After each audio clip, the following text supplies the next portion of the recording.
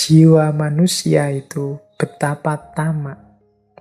Padahal sarana-sarana atau sebab-sebabnya itu begitu lemah. Pada akhirnya jiwa akan hancur antara keputusasaan dan ketamaan.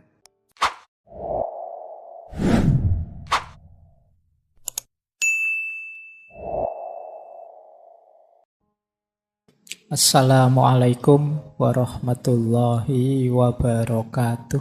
Bismillahirrahmanirrahim. Yang pertama, kita belajar. Ini ada cerita. Cerita ini bisa teman-teman lihat di kitab judulnya Al-Misk wal Ambar fi Khutobil Mimbar. Ini yang nulis Syekh Aid Al-Qarni. Jadi ini kisah Harun al-Rasyid dengan seorang laki-laki. Ini kalau bahasa saya, ini laki-laki dari pedalaman yang menurut saya ini sok pinter. Mendatangi Harun al-Rasyid, dia sok bijaksana, ingin memberi nasihat pada khalifah.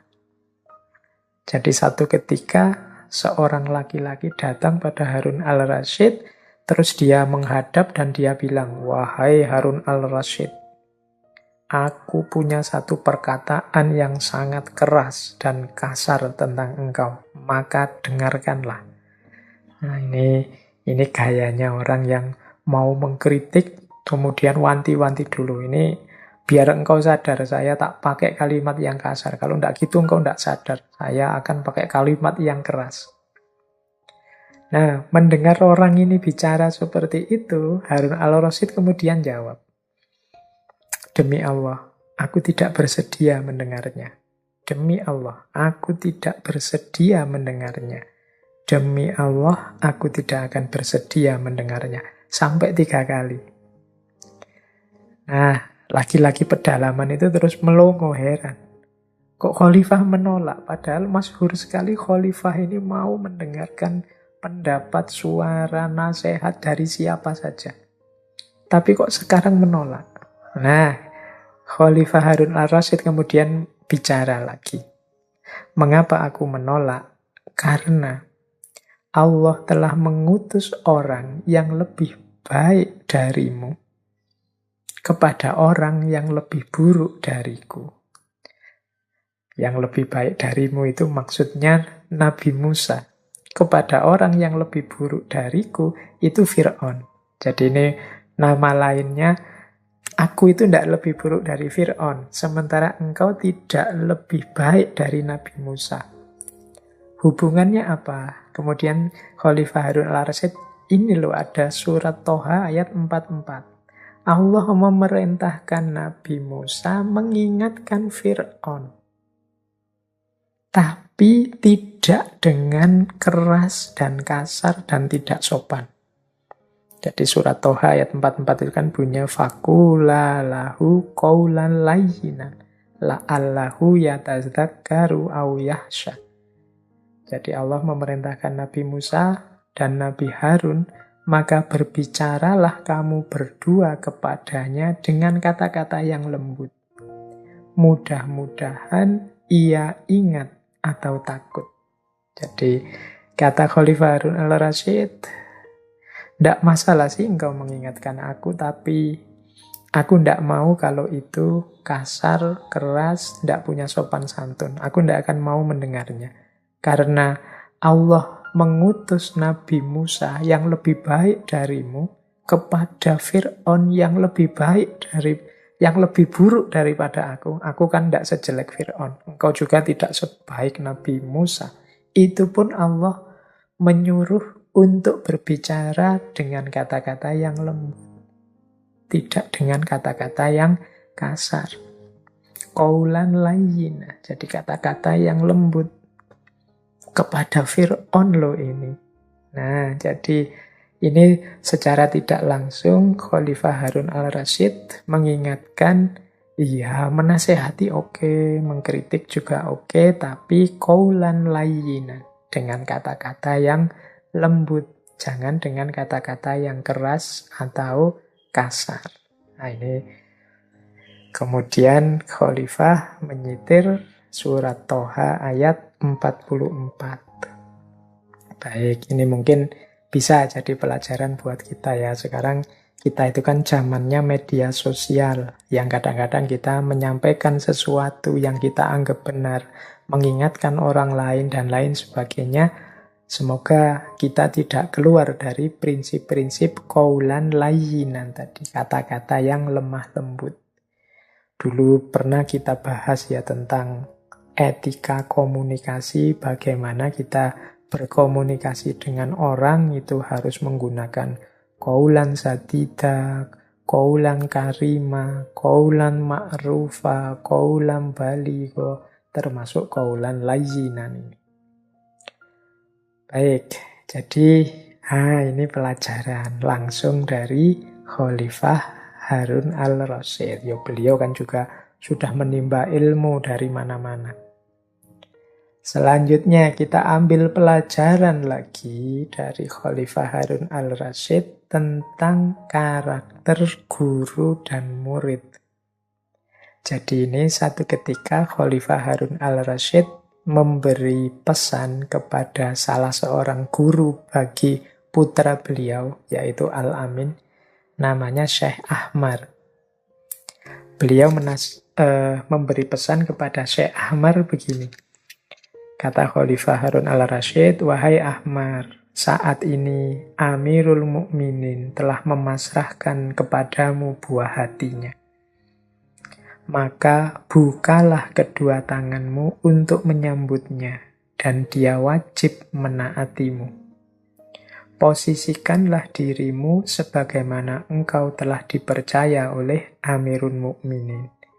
Ajarkanlah padanya cara membaca Al-Quran, kenalkan padanya hadis Nabi Muhammad SAW, bacakan padanya tentang syair-syair, kenalkan padanya tuntunan sunnah Rasul, serta ajarkan padanya keterampilan retorika." Jadi di bagian pertama ini, Khalifah Harun berpesan, yang pertama, tolong mengajarlah dengan sepenuh hati. Bukalah dua tanganmu untuk menyambut mereka. Mereka pun wajib menaatimu. Jadi ini penting ya dalam pembelajaran itu, seorang guru secara sepenuh hati mengajar murid-muridnya, memang nawaitunya untuk mencetak generasi unggulan demi masa depan umat, demi masa depan bangsa, masa depan negara. Sebaliknya seorang murid nawaitunya adalah mengikuti, menaati apapun yang disampaikan oleh gurunya. Jadi gerbangnya ilmu itu nanti ini.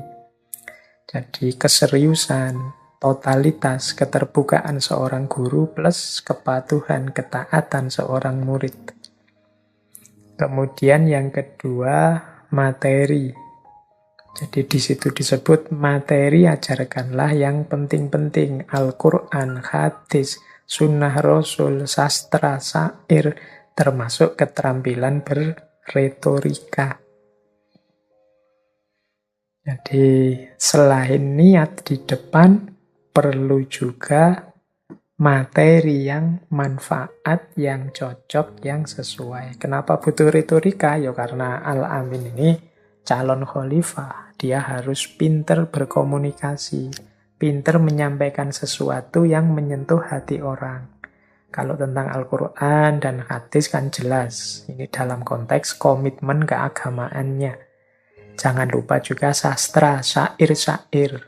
Jadi di atas tadi kita jelaskan bagaimana pentingnya ranah sastra dalam kehidupan estetik, kehidupan berbangsa, bernegara.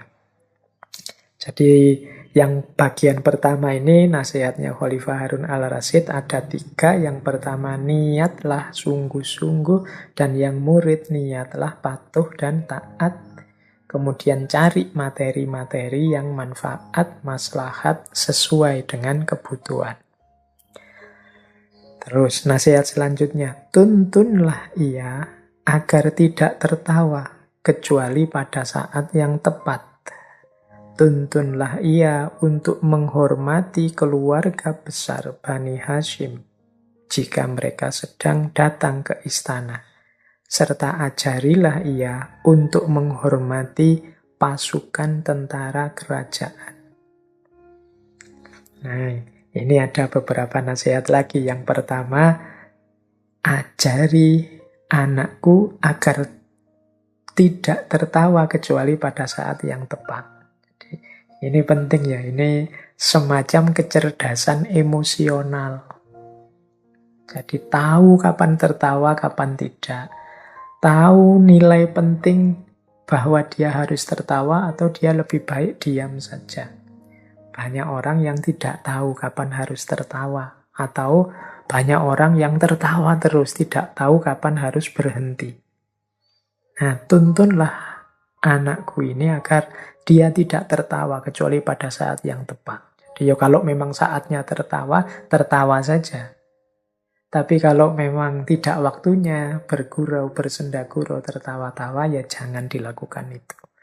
Nah, ini kalau bahasa saya, ajarilah anakku punya kecerdasan emosional yang baik. Termasuk menghargai yang lebih tua dan juga menghargai yang lebih muda dan lebih rendah posisinya. Menghormati Bani Hashim, itu kan menghargai para leluhur yang lebih tua, kakek nenek. Menghargai pasukan tentara, itu kan yang statusnya lebih rendah, tapi kita memerlukan mereka untuk bekerja sama. Nah, ini pesan di bagian kedua, ini pesan untuk, kalau bahasa hari ini mungkin mendidik karakternya. Nah, kemudian yang bagian ketiga, strategi pembelajarannya. Kata pesan Harun al-Rasyid, janganlah engkau lengah sedikit pun dalam mendidiknya. Jangan menggunakan kekerasan, karena itu akan mematikan hati dan perasaannya. Tetapi di sisi lain, janganlah engkau terlalu permisif, sehingga dia merasa nyaman membuang-buang waktu. Jika engkau ingin meluruskannya atas dasar suatu perkara, dekatilah ia dengan lemah lembut. Jika cara ini tidak diindahkan olehnya, maka kamu berhak mengingatkannya dengan cara yang keras. Jadi yang terakhir ini strategi pembelajarannya. Yang pertama, jangan lengah. Jadi para guru tolong fokusnya dikuati terus. Karena ini ngomong anak-anak itu seringkali mereka lepas kontrol, lepas kendali, ingin suka-suka, senang-senangnya mereka. Ini kalau kita lengah itu mungkin fase-fase penting dalam hidup mereka terlewati dengan tidak berguna. Jadi jangan lengah, yuk fokus. Kemudian jangan menggunakan kekerasan. Karena terlalu sering menggunakan kekerasan itu mungkin membuat murid-murid, siswa-siswa kita resisten. Jadi dia hatinya mati dan perasaannya juga mati. Dia tidak menikmati. Gairah berilmu, passion keilmuannya tidak akan hidup.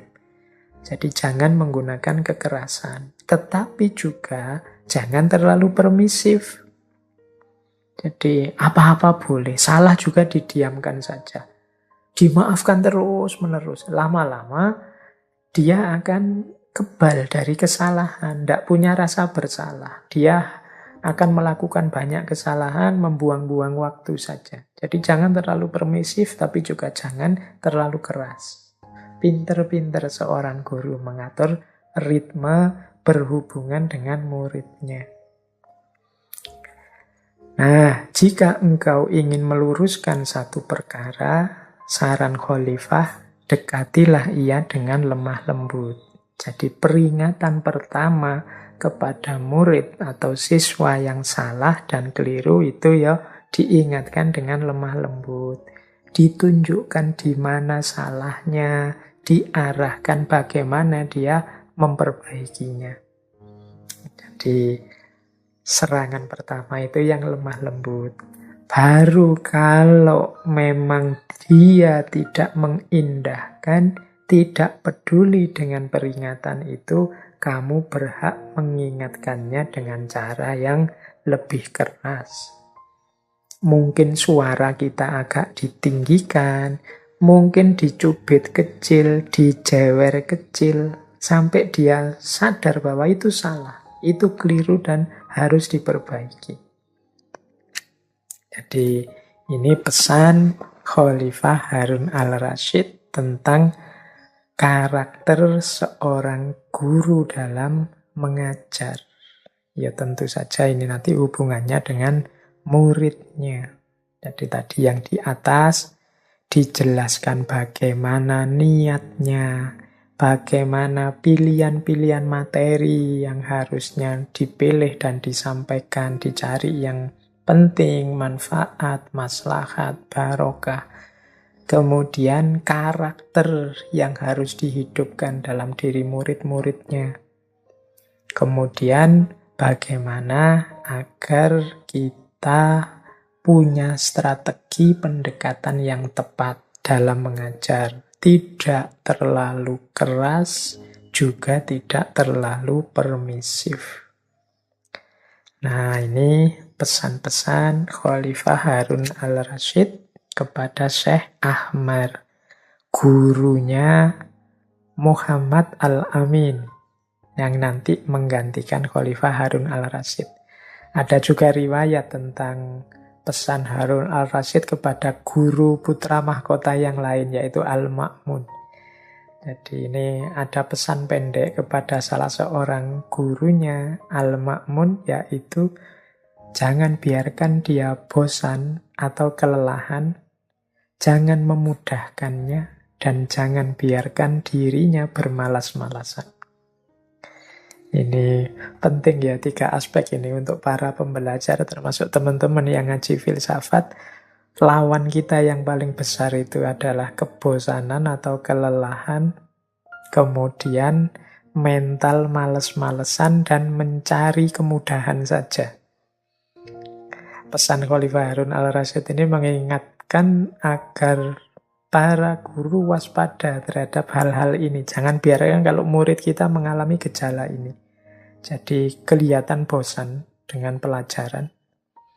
Atau ingin nyari enaknya saja, mudahnya saja. Kalau diberi tugas ini nawar, diberi tugas itu nawar. Ya kalau tugasnya tidak berat, ya kualitas dirinya tidak tertempa dengan serius.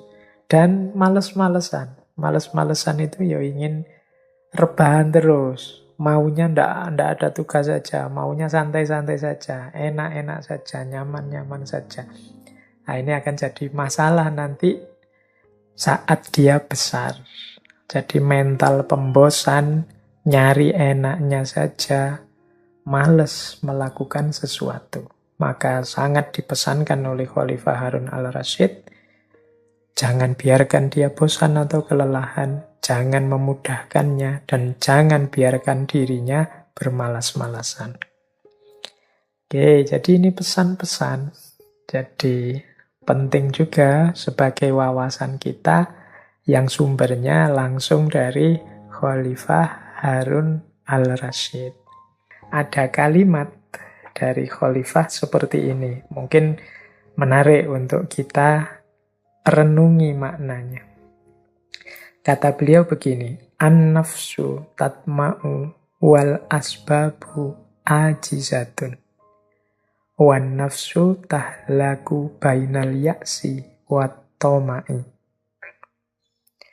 Jiwa manusia itu betapa tamak. Padahal sarana-sarana atau sebab-sebabnya itu begitu lemah. Wan nafsu tahlaku bainal ya'si wat toma'i. Pada akhirnya jiwa akan hancur antara keputusasaan dan ketamaan. Jadi ini mungkin hasil renungan beliau. Jiwa itu kan, diri kita itu kan selalu menuntut macam-macam. Ingin ini, ingin itu, yang tidak ada berhentinya. Satu keinginan terpenuhi, berkembang jadi keinginan yang lain. Terpenuhi, nambah lagi keinginan apa. Manusia itu tidak pernah kenal berhenti. Sudah. Yang kaya itu masih ingin nambah kekayaannya. Yang punya jabatan ingin lebih tinggi lagi, ingin lebih tinggi lagi, ingin lebih tinggi lagi. Nah, itu nafas. Dia selalu tamak. Selalu berharap menginginkan yang lebih lagi, lebih lagi. Itu kalau sindirannya Al-Quran kan alhaakumut takatsur hatta zurtumul maqabir. Orang lupa, padahal al-asbabu ajizatun. Asbab, sebab-sebab, sarana-sarana. Daya kita yang jadi wasilah terpenuhinya keinginan kita, itu ajizah. Ajizah itu lemah. Kita manusia ini kan tidak tanpa batas kekuatan dan daya kita. Wal asbabu ajizatun. Kita ini lemah. Orang sering tidak sadar batas kekuatannya, dia hanya memanjakan keinginan dan ketamaannya. Pada akhirnya, jiwa manusia itu hancur. Kalau tidak karena keputusasaan, bisa jadi juga karena ketamaan. Keputusasaan itu berarti ada keinginan yang tidak terpenuhi sehingga dia kecewa luar biasa, patah hatinya, runtuh dunianya, itu ya'as. Nah, kalau situasinya seperti ini, ya jiwa hancur. Atau berhasil terus. Yang diinginkan sukses, yang diinginkan sukses. Lama-lama justru jiwa kita hancur karena apa? Ketamaan ini. Karena kita tidak kenal berhenti. Sehingga kesuksesan-kesuksesan kita yang menyusul terus-menerus pada akhirnya juga menghancurkan jiwa kita.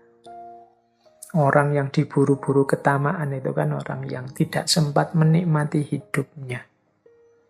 Jadi dari target ke target, dari sasaran ke sasaran terus, tidak ada berhentinya sampai jiwanya hancur. Jadi Khalifah Harun al-Rasyid menasehati kita hati-hati dengan ketamaan. Ketamaan itu sukses atau tidak sukses akan menghancurkan jiwa kita. Kalau dia sukses, ya kita akan hancur karena ketamaan itu.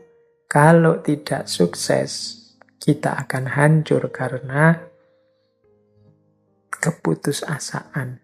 Gara-gara keinginan kita tidak terpenuhi.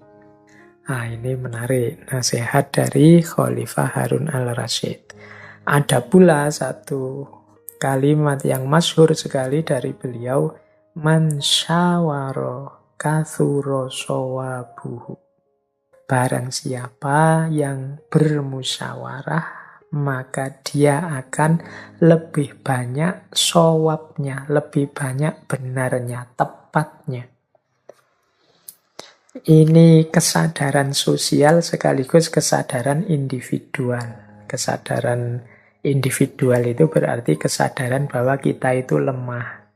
Dalam banyak hal kita perlu dukungan orang, kita perlu bantuan orang untuk menemukan kebenaran.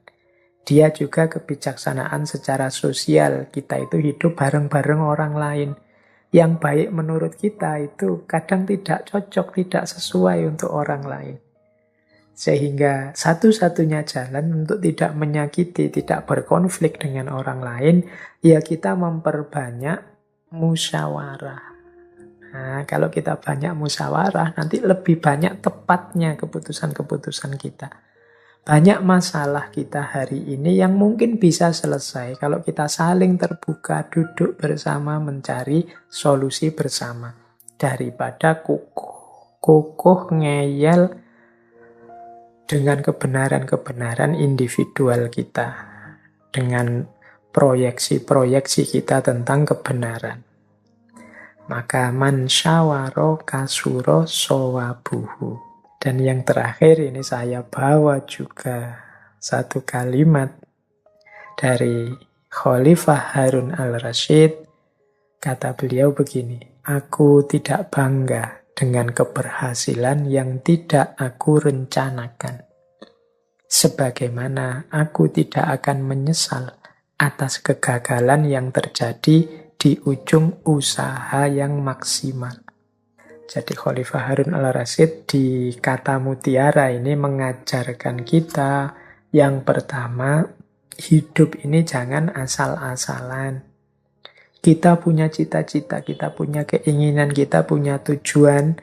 Mari kita rancang sebaik mungkin dan kita usahakan semaksimal mungkin.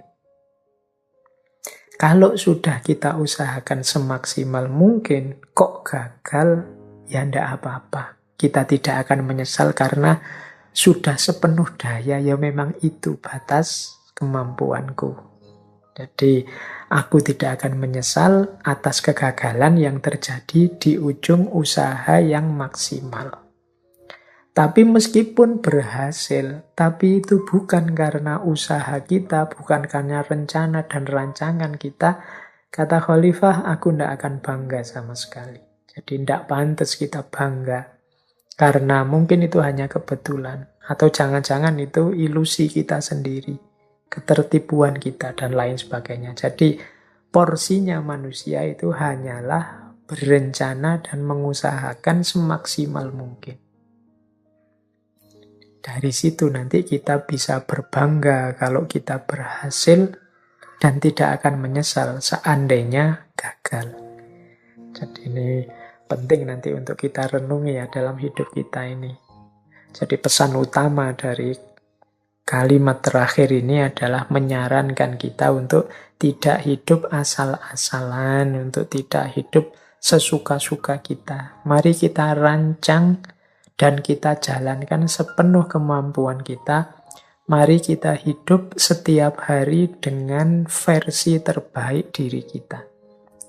Pak, ini adalah sholat yang paling baik yang bisa saya lakukan. Ini adalah karya yang paling baik yang bisa saya buat. Kalau sudah melakukan ini, insya Allah kita tidak akan menyesal lagi. Seandainya gagal pun, kita tetap puas dengan kesadaran bahwa memang seperti itulah batas kemampuan dan kuasaku. Baik, teman-teman, saya kira itu ya pengenalan kita, sedikit penjelajahan kita terhadap hidup seorang khalifah yang masyhur sekali di era puncak keemasan Islam.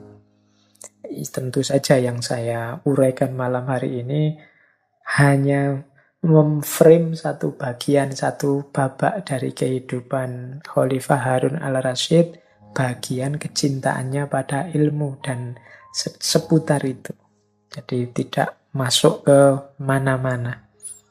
Dan nanti Khalifah Harun al-Rasyid ini meninggal tahun 193 Hijriah. Dan beliau ini meninggal masih di usia sangat muda. Bahkan lebih muda dari saya. Beliau meninggal usia 44 tahun. Jadi sebelum beliau meninggal itu beliau sedang berangkat ke Khurasan untuk menumpas pemberontakan. Jadi ada pemberontakan dari Rafiq bin Lais. Beliau ini sedang ingin merdeka sendiri. Jadi ingin separatisme kalau bahasa kita hari ini. Dan Khalifah dalam perjalanan untuk menumpas pemberontakan itu, tapi di tengah jalan beliau sakit. Dan terpaksa berhenti di daerah Tus. Nanti kepemimpinan untuk menumpas pemberontakan dipasrahkan kepada Al-Ma'mun. Dan tidak lama setelah itu Khalifah menghembuskan nafasnya yang terakhir di usia yang relatif muda. Dan ini kehilangan besar bagi dunia Islam. Bahkan ada kalimat yang dikenal dari Fudail bin Iyad tadi, sufi yang sangat ditakzimi oleh Khalifah Harun al-Rasyid. Ketika meninggalnya Khalifah, Fudail ini berkata begini, tidak ada seorang pun kematiannya yang lebih aku tangisi dibandingkan kematian Amirul Mukminin Harun al-Rasyid. Bahkan kalau boleh, silahkan Allah mengambil jatah usiaku untuk ditambahkan pada usianya. Nah ini murid-murid Fudail ini mendengar kata-kata gurunya itu sebenarnya setengahnya nganggap, alah guru ini agak lebay. Iyalah beliau orang baik, tapi ya tidak segitunya lah. Tapi kemudian belakangan murid-muridnya sadar mengapa gurunya mengagungkan, menyesali begitu rupa meninggalnya Amirul Mukminin Harun al-Rasyid. Karena setelah itu muncul fitnah besar. Jadi ketika zaman Khalifah Al-Ma'mun itu kan terjadi fitnah tentang pemahaman kelompok Mu'tazilah tentang khalqul Quran yang membuat para ulama banyak yang disiksa dan dieksekusi. Saat itu murid-murid Fudail bin Iyad sadar, berarti memang benar guru tadi, benar Syekh Fudail tadi. Eman-eman sekali meninggalnya Khalifah Harun al-Rasyid ini. Karena setelah itu muncul banyak fitnah-fitnah. Ini mungkin salah satu karomahnya seorang wali, karena beliau bisa mengetahui berita-berita dari masa depan. Sehingga beliau sampai bilang, kalau boleh jatah umurku biar diambil, diberikan kepada beliau, Khalifah Harun al-Rasyid.